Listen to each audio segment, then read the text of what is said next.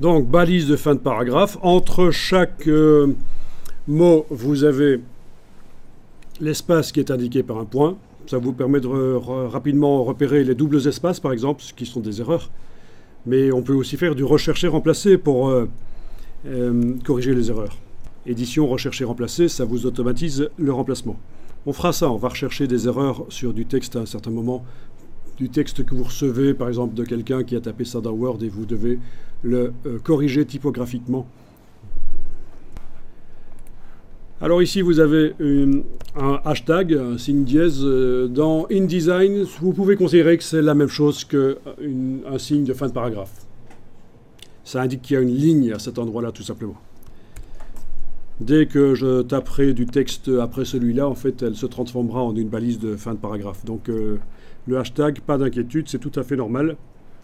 D'ailleurs, c'est ce qu'on voit la plupart du temps quand on crée un nouveau bloc. Oui, d'ailleurs, ils sont là, voilà. Les autres blocs là qui sont vides, ils ont des hashtags là. C'est pas de panique, c'est tout à fait normal.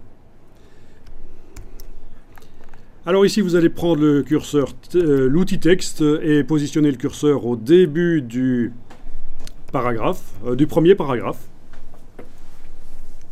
Et vous allez faire un paragraphe vide en enfonçant la touche retour chariot, c'est-à-dire la grosse touche entrée sur le clavier. La touche entrée ne devrait pas fonctionner dans InDesign pour faire un paragraphe. Ça vous fait rire la touche retour chariot? Mais vous savez d'où ça vient? Mais enfin, c'est simple. Ah, de la machine à écrire. Mais oui, exactement, bien sûr. C'est la machine à écrire. Hein.